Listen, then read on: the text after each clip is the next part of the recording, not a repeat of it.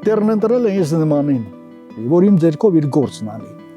Չգիտեի, որ կյանքը թանկ պիտի ապրեմ ճորտավարի։ Չգիտեի, հիմա գիտեմ, եւ ինչ ասեմ արարողին։ Հեյ մատուցող, գինի եւ սեր, եւ ընկեր բեր ինձ խայամի։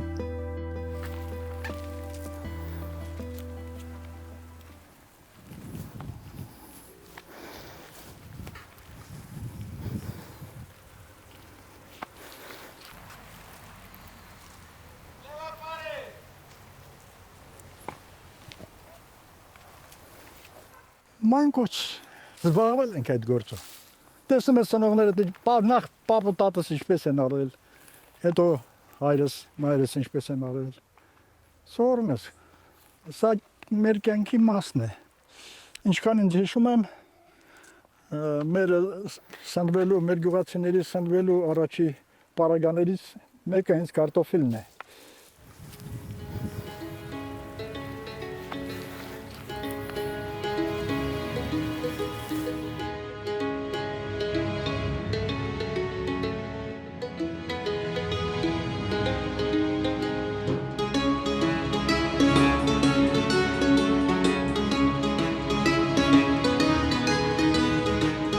Սովորել եմ և ավարտել եմ Վերիշինի միջնակարգ դպրոցը, այնուհետ ծառայել եմ բանակում Գերմանիա Գոթա քաղաք, այն ժամանակ կոչվում էր Գերմանիայի Դեմոկրատական Հանրապետություն։ Փաստորեն ծնվել եմ հիմա Չեխող Սովետական Միություն պետությունում, ծառայել եմ Չեխող Գերմանական Դեմոկրատական Հանրապետությունում և այսօր էլ գտնվում ենք անորոշության մեջ դեռևս։ Սովորել եմ 61-71 թվականներին, դաստիարակվել եք բնականաբար Սովետական Միության ժամանակ գոյություն ունեցող կոչերով, ուսմունքներով։ Երեխա ժամանակ հավատում էինք, ճշմարիտն ասեմ, հավատում էինք, որովհետև կարծում էինք, որ մեզանից մեծերը, առավել ևս ուսուցիչները եթե ասում են, ծնողները եթե ասում են, ուրեմն դա ճշմարտություն է։ Հետո երբ հասունացանք, արդեն հասկանալի էր, որ շատ բան այնքան էլ գունավոր չէ, աշխարհում կա նաև գործություն, աշխարհում կա խաբեություն, կան վատ մարդիկ, առավել ևս կան սեյկաներ։ Այդտեղ արդեն քո մտածմունքը ուզես թե չուզես կամա փոխվում է եւ սկսում ես իրերին նայել արդեն սեփական մտածողությամբ։ Այդպիսի մտածումներով, այդպիսի խմորումներով էլ գնացի բանակ։ Սովետական Միության բոլոր հանրապետություններից կային։ Եվ ադրբեջանցիներ կային, եւ վրացիներ, եւ ուզբեկներ, թուրքմեններ, եւ ուկրաինացի ռուսները բնականաբար ավելի շատ էին, բելարուսներ կային, տաջիկներ կային, ասորիներ կային մեզ հետ մեր հանրապետությունից գնացած եւ հարևան Վրաստանից գնացած եզդիներ կային։ Համարյա բոլոր ազգություններն էլ կային։ Եվ գիտեք մի բան հետաքրքիր էր, հաճելի էր, այդ ազգությունների այդ խառնամբոխի մեջ կար մի ներքին բարեկամական մթնոլորտ։ Ուրեմն ինչ որտեղ առաջին իմ կարծիքն է դա, առաջին պլան է մղվում մարդկայնությունը, ոչ թե ազգությունը։ Չկա մի ազգ, որ բոլորը վատ լինեն, չկա մի ազգ, որ բոլորը լավ լինեն։ Ազգերի մեջ էլ կան լավեր ու վատեր։ Մանկությունից մի դրվագ հիշեմ, որ շատ հետաքրքիր է։ 6 տարեկանայի ապրում էինք Կապանի շրջանի Գեղիկ գյուղում։ Այդ գյուղում բնակվում էին ադրբեջանցիներ։ Բոլոր համարյա ամբողջ գյուղը ադրբեջանցիներ էին բնակվում։ Հորս ուղարկել էին այնտեղ որպես անասնաբուժի։ Ես խաղում էի ադրբեջանցի երեխաների հետ, մաքուր խոսում էի ադրբեջանական լեզվով, հիմա էլ որոշ չափով գիտեմ։ Մարտի 22-ը ադրբեջանցիների բայրամի օրն է, տոն է նրա։ Այդ օրը նրանք ուզում են հայերին արյուն հանել։ Մի ադրբեջանցի ընկեր ունեի, Բալողլան էր անունը, իմ տարիքի տղա էր։ Ուրեմն նախորդ նա եկավ ինձ մոտ, ասաց. Լևոն, վաղը կամրջի մոտ չգնաս։ Բաները ադրբեջանցիները որոշել են քեզ հրենք ցեն գետը։ Բայց հավատացեք, այդ վտանգը չմտավ իմ մեջ։ Ես վեր կեցա վաղը առավոտյան գնացի իրանց հետ նույնպես այնպես ինչպես ամեն օր։ Տեսնեմ սրանք հավաքվել են մի խումբ են դարձել, տեսնեմ եկան շրջապատեցին նրանց մեջի տարիքով մեկը մոտեցավ թե Երմենի գորխմա գոյ բիրած քասեմ գութարսն։ Այսինքն հայ մի վախենա։ Արի մի քիչ մատեցդ կտրենք, արյուն գնա ու դրանով բրծնի։ 6 տարեկան երեխա մտածում եմ ինչպես պիտի թողեմ, որ իմ ձեռքը կտրեն։ Տեսնեմ ոտքիս մոտ մի լավ քար կար։ Վերցնում եմ այդ քարը, շպրտում եմ այդ ադրբեջանցու գլխի ուղղությամբ ու սրանց արանքով դուրս եմ պրծում փախչում եմ։ Փախչում եմ, գնում եմ թաքնվում եմ մեր հարևանի խոտանոցում։ Երեկոյան մի ժամուկես հետո այդ բալողլանը գալիս է եւ ասում է վախվորած ասում է ինչ չես վախենում, ասում ինչ է եղել։ Ասում է քարը տվել է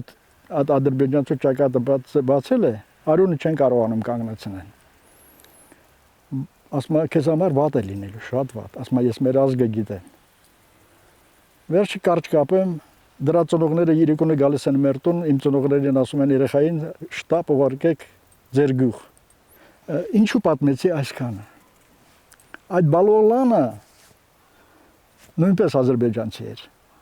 բայց մարդ էր։ Այդ բալողլանը հետո 40 տարի անց Բաքվից ինձ լուր է ուղարկում։ Իմանալով իմ տեղը, ինչ որ բաներով, կանալներով։ Եվ ասում է Լևոն, արի, շատ եմ կարոտել քեզ։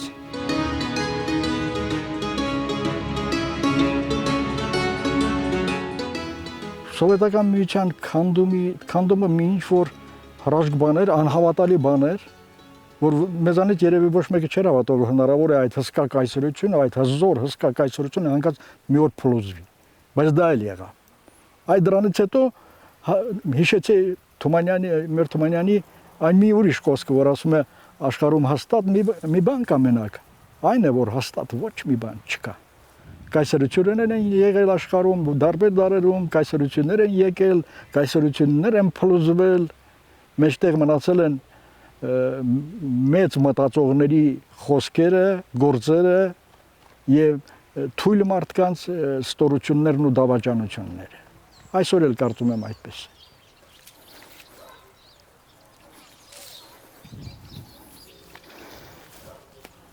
Եթե նկատում եք, սա փայտից է։ Թի է կոչվում։ Սա այս թին իմ ծնողներից է գալիս, դրա համար փայտ է, որպեսզի չկտրի կարտոֆիլը։ Հետո ցանքը որ արվում է այսպես կարտոֆիլը, ես գիտեմ կարտոֆիլը որտեղ է գտնվում։ Դրա համար կողքից են դնում, նայեք, կողքից որ դնում է կարտոֆիլին չի կպնում։ Կարտոֆիլը ուղղակի դուրս է գալի։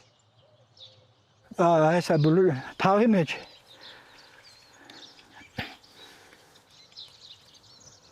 Ամեն գործ իր բանը ունի։ Իր գաղտնիքը ունի, իր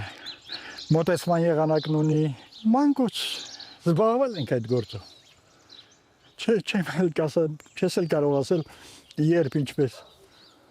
Սա մեր կյանքի մասն է։ Ինչքան ինձ հիշում եմ, մեր սնվելու, մեր գյուղացիների սնվելու առաջի պարագաներից մեկը հենց կարտոֆիլն է։ Կարտոֆիլն է, լոբին է, ճախաթթուն է։ Այստեղ ամեն ինչ մաքուր է, եւ ջուրը, եւ հողը, եւ օդը ամենակարևորը։ Կասեի իդեալական վայր է։ Դուրս գանք ոստանից գամ։ Yeah.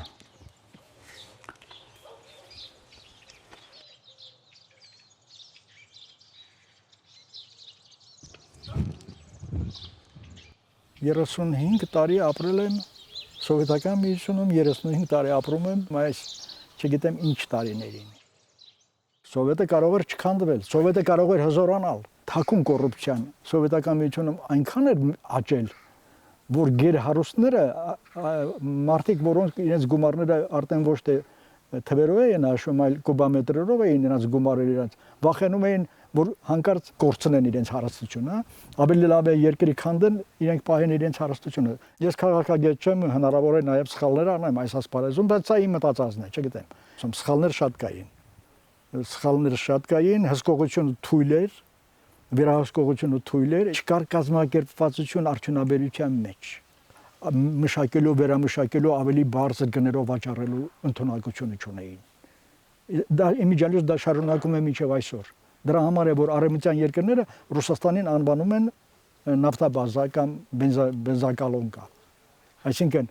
իր ունեցած հարստությունը նա չի կարողանում, չի խելքը չի գտրում, թե ուժը չի պատում, որ մշակի, վերամշակի ավելի թանկ վաճառ։ Եթե գործարանի ղեկավարը ինքը գողանում էր,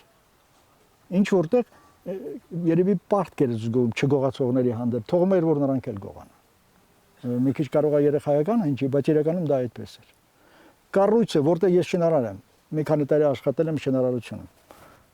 Ես այնտեղ տեսնում էի ցեմենտը, որ նախատեսված էր այդ շինարարության այդ շենքի համար, ասենք նախատեսված են ընդհանրեք այդ շենքի համար 100 տոննա, 100 տոննայից հնարավոր է 50-60 տոննան գնար այդ մնացածը գողացվում էր կամ վաճառվում էր։ Դրա համար Լենինականի Գյումրու Սպիտակի երկրաշարժի ժամանակ այնքան փլվածություններ եղան, այնքան զոհեր եղան ավելի շատ վատ կառույցների, գողացված ցեմենտի, գողացված ամռանների պատճառ։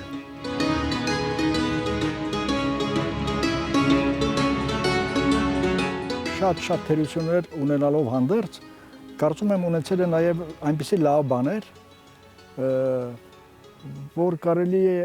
օրինակ որպես վերցնել ապագա կյանքի համար։ Դա իմ կարծիքն է, չգիտեմ ուրիշները ուզում են ընդունեն, ուզում են չէ։ Ամենահասարակ հավաքարարը, բանվորը, գյուղացին արդարությունը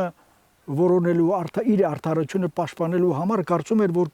կողքին կան օրգաններ, որ ինքը կարող է բողոքել իր արդարությունը պահպանելու համար։ Ինքը մենակ չէ, ունի երկիր, ունի իր խոսքը խոսող մարդ, օրենք։ Հնարավոր է որ սա ինչ որտեղ խաբուսիկ էին, բայց կային։ Եվ դա մարդուն ներշնչում էր, որ ինքը woman է, ինքը մի երևույթ է, որը պաշտպանված է։ Այն ժամանակ խնդիր չկար հացի, ամենաաղքատ, ամենաքիչ աշխատավարձ ստացող մարդն անգամ 60 ռուբլի աշխատավարձ էին ստանում, 60 ռուբլի աշխատավարձով իրենց տունը պահում էին։ Գյուղում ավելի հեշտ էր, բոստան էին մշակում, բոստանի հետ իրենց աշխատավարձի հետ ապրում էին եւ նորմալ էին ապրում։ Բայց խանութները դատարկ էին։ Այդ վերջում, ասենք 80-ական թվականների վերջում էր, որ խանութները սկսեցին դատարկվել։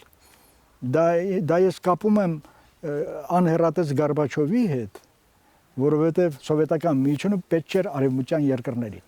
Ես այդպես եմ տեսնում։ Սովետական միությունը խանգարիչ հանգամանք էր նրանց ճանապարհին։ Ռեյգանը հիշում եք Ռեյգանի խոսքը, որ ասում էր ես պատերազմով չեմ հաղթի, ես խաղաղությամբ գրչի մի հարվածով կհաղթեմ սովետական միությանը եւ այդպես էլ արեց։ Նաբի վրա ստորագրեցին, սովետական միությունը քանդեցին մի կայսրություն, որ կառուցվել էր բոլոր ազգերի արյան գնով, մեր պապերի, մեր հայրերի արյան գնով, միջև վերջի պահն էլ ոչ մեկը չէր հավատում։ Դունից մենք հիշում եմ հպարտանում էինք Գերմանիայում որ մենք ծառայում էինք, գերմանացիների հետ որ շփվում էինք բան, մենք հպարտանում էինք, որ ապրում ենք մի հզոր երկրում, որի կողքով ոչ մեկը չի կարող անցնել։ Դա մի ներքին հպարտություն էր։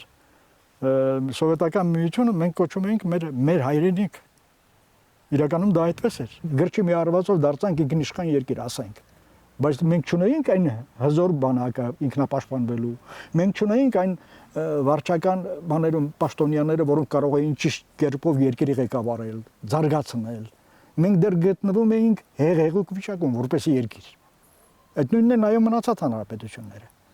Արդեն այդ բանը գործընթացը պիտի գնար։ Մենք չի մեր անկախությունը նվաճեցինք։ Մեզ տվեցին այդ անկախությունը։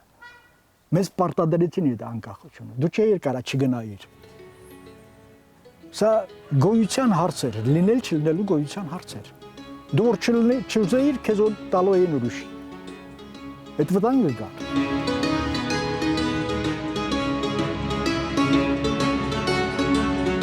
Ապրում ենք ինքնիշխան երկրում, ասում ենք ապրում ենք դեմոկրատական սկզբունքներով ինչ որտեղ կամ ձգտում ենք դրան, սակայն մարդ լինելու հաստատակամությունը մեր միջից ինչ որտեղ ցնդել է, որովհետև կապիտալիստական երկրի հենց ես սովետի ժամանակ եմ դա մտածել կապիտալիստական երկրում մարդը մարդուն գայլ է այդ ասացվածքը հիմա էլ գործում է նաև մեր մեջ ինձ այդպես է թվում Այս անկախության տարիներին դուք հպարտանալու առիթ ունեցել եք իհարկե ամենաառաջին հպարտությունը որ մենք դեռևս կանք աշխարհում կա կարծեմ 190 թե մոտավորապես 200 պետություն որ ունեն պետականություն եւ մենք այդ 190-ի մեջ ենք դա միտե հպարտություն չէ այո ես հպարտանում եմ դրանով որ մենք այսքան ցավերից հետո այսքան ողբերգությունների մեջ այս բոլոր դժվարություններից հետո այնուամենայնիվ այսօր կանք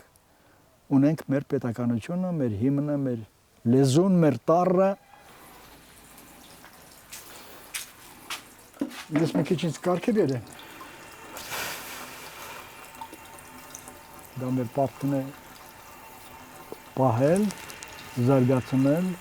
տալ մեր սերունդներին, իսկապես ինքնիշխան երկիր։ Ես իմ ապրած 35 տարին իմ այս երկրորդ 35 տարվա հիմքն եմ համարում։ Թող որ ինչ որտեղ գայում չէր, թող որ ինչ որտեղ սխալի ու ճիշտի արանքում էր, բայց այնուամենայնիվ իրականություն է դա եղել։ Այդ 35 տարին սկզբնական շրջանի ինձ տվել է մտածելու կարողությունը, փնտրելու ճանապարհը, կասկածելու ճանապարհը։ Եկել հասել եմ այս երկրորդ կեսին, որը նույնպես իրականություն է եւ իմ կյանքի մասն է եւ բանից պարզվում է եւ այնտեղ կային լավ բաներ ու վատ բաներ եւ այստեղ կան լավ բաներ ու վատ բաներ։ Որտեղ է ճշմարտությունը։ Ուր է այդ ճշմարտությունը կամ որն է այն ճշմարտությունը, որ մենք փնտրում ենք։